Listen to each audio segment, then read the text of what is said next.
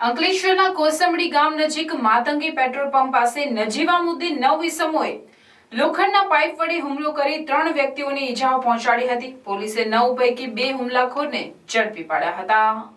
અંકલેશ્વર જીઆરડીસીમાં આવેલ વૃંદ રેસિડેન્સીમાં રહેતા પ્રદીપ પ્રવીણ સિલુ અને તેઓના ભાગીદાર જિગ્નેશ ચિમન પટેલ ગતરોજ 4 વ્હીલર લઈ કોસંબડી ગામની સીમમાં જમીન જોવા માટે ગયા હતા।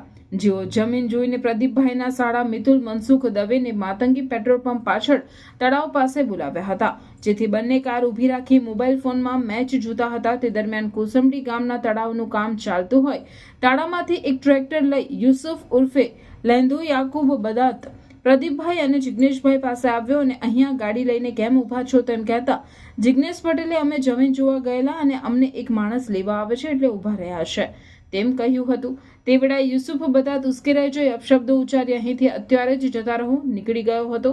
જે બાદ યુસુફ બદાત, માજ બશીર પટેલ, ઇસ્માઇલ બશીર પટેલ અને યાસીન યાકુબ બદાત સહિત 9 લોકો લોખંડની પાઇપો લઈ આવી માથાકૂટ કરી અપશબ્દો ઉચ્ચારી પ્રદીપ સિલુ, જિગ્નેશ પટેલ અને મિતુલ દવે ઉપર જીવલેણ હુમલો કર્યો હતો। આ મારામારીમાં ઈજાઓના પગલે ઈજાગ્રસ્તોને સારવાર માટે હોસ્પિટલમાં ખસેડવામાં આવ્યા હતા। મારામારી અંગે જીઆરડીસી પોલીસે ગુનો નોંધી હુમલાખોર બશીર ઇસ્માઇલ આદમ પટેલ, ઇસ્માઇલ બશીર ઇસ્માઇલ પટેલને ઝડપી પાડ્યો હતો।